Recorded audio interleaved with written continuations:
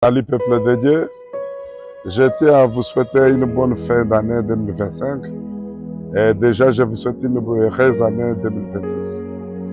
Je vous ai amené un message de consolation aujourd'hui sur Psaume 37, verset 7 au 8e verset. Que nous dit les Écritures? Garde le silence devant l'Éternel et espère en lui. Ne t'irrite pas contre celui qui réussit dans ses voies, contre l'homme qui vient à bout de ses mauvais desseins. Laisse la colère, abandonne la fureur, ne t'irrite pas, ce serait mal faire. Je viens vous annoncer ce message qui dit: ne t'irrite pas contre celui qui réussit dans ses voies. Ne t'irrite pas contre tout celui qui réussit dans ses voies.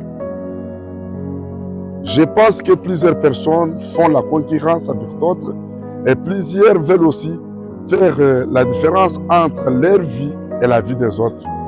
Il y a des gens qui se disent que moi j'ai échoué parce que tous les hommes de mon âge ont des belles maisons.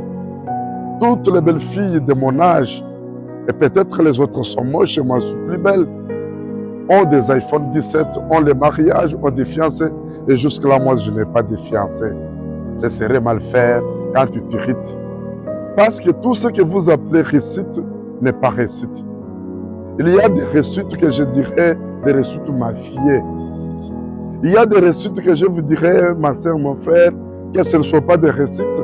Parce que derrière ces réussites-là, se cache une face que vous ne pouvez pas imaginer. Il y a des gens qui construisent sur le sang des autres. Il y a des gens qui se marient parce qu'ils ont lavé l'eau de la morgue. Il y a des gens aujourd'hui, des jeunes filles de ton âge, qui ont des iPhone 17 que tu admires pas, que tu convoites là, qui font des choses qu'il ne faut pas faire. Je vais vous donner un exemple biblique, mes frères et sœurs. Je sais que tout le monde connaît l'histoire d'Absalom et David. Un jour, il y a eu des tambours. Il y a eu des cris de joie disant Absalom est roi d'Israël. C'était de la mafia. C'était un pouvoir que je peux dire de courte joie. La bonne réussite, la bonne bénédiction vient de l'Éternel. C'est ce qui ne suit pas d'un chagrin. La bénédiction qui vient de l'Éternel. Quand vous voulez vous être béni, réussir dans la mafia, quand vous voulez réussir derrière le complot, réussir dans les péchés, réussir dans la fornication, réussir dans le fétichisme, réussir dans des voies qui ne sont pas de Dieu, ce n'est pas la réussite, c'est de la tombe. Absalom est fini mort sur un arbre, mais David est rentré dans son pouvoir.